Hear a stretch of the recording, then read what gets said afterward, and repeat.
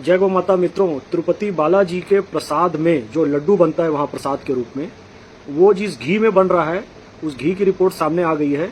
उसमें fish oil और beef fat है, यानी गाय की चर्बी है और फिश ऑयल है। आप सोच सकते हैं जो सबसे पवित्र स्थान है सनातन धर्म का, वहां भी प्रसाद बन रहा है और उसमें गौ माता की चर्बी मिली हुई है उस घी में। कितने अफसोस की बात है, लेकिन ये बात अभी सामने आई है और सच्चाई ये है कि हम बहुत पहले से इस बात को कह रहे हैं कि ये जो 300 रुपए लीटर घी, 400 रुपए लीटर घी, 500 रुपए लीटर घी मिल जाता है और लोग खुशी खुशी खरीद लेते हैं, मेरे भाई वो घी है ही नहीं। कलंदर संगे मरमर के मकानों में नहीं मिलता, कलंदर संगे मरमर के मकानों में नहीं मिलता, ये असली घी है, मॉल की इन दुकानों में नहीं मिलता। मेरे भाई ये जो घी है ना, जिसको आप घी कह रहे हैं, ये हो क्या रहा है आपको पता है? मरे हुए पशु, चूहे, कुत्ते जो सड़क में मरे हुए आपको दिखाई देते हैं, और नॉनवेज की होटल जितनी होती है वहां से निकला हुआ कचरा, हड्डियां, चर्बी और मरे हुए तमाम जानवर, इन सबको इकट्ठा करके एक बड़े से कड़ाहे में गर्म किया जाता है और उसके बाद उसमें जो तेल निकलता है ऊपर, उसको अलग करके उसमें खुशबू डाल के और थोड़ा सा घी का एसेंस डाल के और रंग डाल के और तमाम तरह से बहुत सुंदर पैकिंग करके किसी भी हीरो हीरोइन को, क्रिकेटर को 1-2 करोड़ रुपए देकर ये कंपनियां बताती कि फलाना फलाना शुद्ध देसी घी खाइए और अपने स्वास्थ्य को बढ़ाइए। हम देखते हैं कि ये हीरो हीरोइन और ये क्रिकेटर इसका प्रचार प्रसार कर लेते हैं तो उसको हम तुरंत खरीद लेते हैं असली घी समझ के। लेकिन आप इस बात को ध्यान में रखिए कि अभी मैंने देखा यही हीरो हीरोइन, इनके कारण जो बैटिंग ऐप होता है, अभी प्रतीक जी ने अपने शो में दिखाया न्यूज 18 में कि एक बच्चा यही शाहरुख और यही सचिन तेंदुलकर का विज्ञापन देखकर वो बैटिंग ऐप में टीम बनाओ करके वो जुआ खेलने लगा। 96 लाख की उधारी चढ़ गई, जालसाजी भी करने लगा। उसकी माता बात नहीं कर रही है, भाई बात नहीं कर रहा है, वो बच्चा रो रहा है और कह रहा है कि मैं सुसाइड कर लूंगा। आप ये सुनहरे डब्बे की पैकिंग में आकर हीरो हीरोइन प्रचार कर रहे हैं, इसमें आकर आप कभी भी इसको ना खरीदें। हमसे जब कोई पूछता है असली घी है जी हमारे पास, शुद्ध देसी गौ माता का देसी विधि से बनाया हुआ घी, कितने का है? हम कहते हैं 2000 रुपए को। कहते हैं ये बहुत महंगा है, ये बहुत महंगा है। अरे 400 रुपए 500 रुपए में देसी गाय का घी आ ही नहीं सकता मेरे भाई, वो संभव ही नहीं है। और बात किस कदर पहुंच चुकी है कि सनातन का प्रमुख स्थान तिरुपति बालाजी, वहां तक गाय की चर्बी वाला घी इस्तेमाल हो रहा है। आस्था ही पूरी समाप्त हो गई।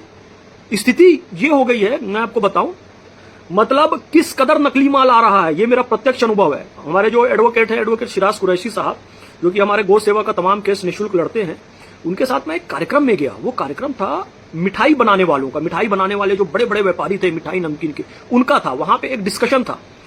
आज मैं आपको बताऊंगा नहीं वो किस शहर की बात है और वो कौन लोग थे, लेकिन बहुत बड़े बड़े लोग थे वो। आपको पता है वो जो मिठाई एसोसिएशन वाले लोग थे, मिठाई बनाने वाले लोग थे, उनका क्या कहना था? ये जो मिठाई बनाने वाले बड़े बड़े व्यापारी थे, उनका क्या कहना था कि वकील साहब एक आप काम करवा दीजिए। कहे क्या काम करवा दें? हमको ये अनुमति दिलवा दीजिए कि हम अपनी मिठाई में लिख सकें कि ये स्वास्थ्य के लिए हानिकारक है, क्योंकि हम लोग परेशान हो गए हैं। इतना छापा पड़ता है, हमारी जितनी कमाई होती है उससे ज्यादा ये पुलिस वालों को, फूड डिपार्टमेंट को, फूड इंस्पेक्टर को, इनको देने में निकल जाता है, कार्रवाई में निकल जाता है। जैसे तंबाकू, बीड़ी, सिगरेट, शराब में लिखा होता है कि ये स्वास्थ्य के लिए हानिकारक है। अब तंबाकू, बीड़ी, शराब, सिगरेट पीकर किसको दमा हो जाए, कैंसर हो जाए, कोई मर जाए, कंपनी के ऊपर कोई केस नहीं कर सकता, क्योंकि उसने लिख दिया है कि ये स्वास्थ्य के लिए हानिकारक है।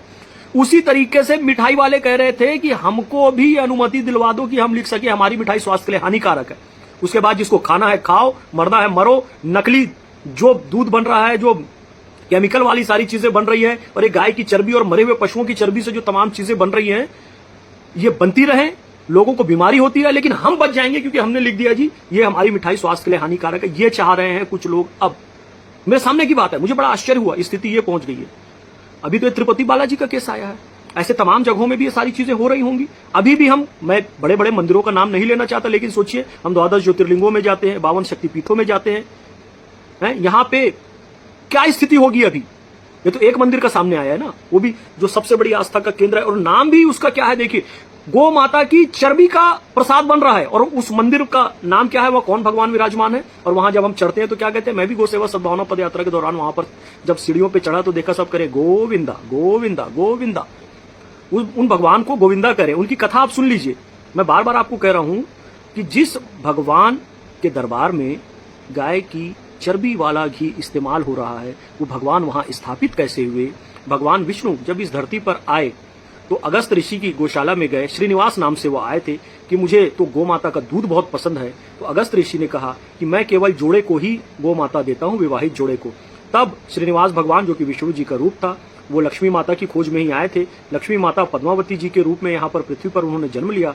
पद्मावती जी से श्रीनिवास भगवान ने विवाह किया और फिर अगस्त ऋषि की गौशाला में गए और याचना करने लगे कि अब हमको एक गौ माता दे दीजिए। लेकिन वहां पर कुछ शिष्य थे, उन्होंने कहा अभी हमारे गुरुदेव अगस्त ऋषि तो नहीं है, तो हम आपको गौ माता नहीं दे सकते। भगवान मंद मंद मुस्कुराए, फिर निवेदन करने लगे, लेकिन उन्होंने कहा आप कोई भी हो, शिष्यों ने कहा गुरु की अनुमति के बिना हम आपको गौ माता नहीं दे सकते।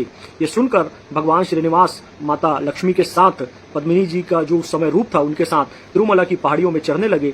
जब अगस्त ऋषि आए और उनको पता चला कि भगवान आए थे गाय मांगने के लिए, तो उन्होंने तुरंत एक गौ माता को लिया और भगवान के पीछे पीछे दौड़ने लगे। भगवान ऊपर चढ़ रहे हैं, पीछे पीछे अगस्त ऋषि गौ माता को लेकर चल रहे हैं और कह रहे हैं स्वामी गोवु इंदा, तेलुगु में कह रहे हैं स्वामी गोवु इंदा, यानी कि स्वामी हे भगवान ये गौ माता को ले लीजिए, गौ माता को ले जाइए, स्वामी गोवु इंदा, स्वामी गोवु इंदा, गोविंदा गोविंदा गोविंदा गोविंदा, ऐसे करके वो गोविंदा शब्द आ गया और 108 बार भगवान का नाम उन्होंने ले लिया, पीछे पीछे दौड़ते हुए गोवु इंदा गोवु इंदा। फिर भगवान पलटे और उन्होंने स्वीकार किया गौ माता की वो भेंट को, कहा कि तुमने मेरा प्रिय नाम गोवु इंदा गोविंदा 108 बार ले लिया है, मैं बहुत प्रसन्न हुआ। अब जो भी कोई भक्त यहाँ पर आएगा तो वो ये नाम जपते हुए ही ऊपर चढ़ेगा, इसलिए जो भी तिरुमला की पहाड़ियों में चढ़ता है वो गोविंदा गोविंदा बोलते हुए चढ़ता है और ये नाम गो सेवा से जुड़ा हुआ है। तो जिस भगवान की स्थापना ही गो सेवा से, गौ माता के दूध की प्रियता के कारण भगवान श्रीनिवास की वहां पर स्थापना हुई, तिरुपति बालाजी की जो स्थापना हुई, उस मंदिर में ही गौ माता की चर्बी से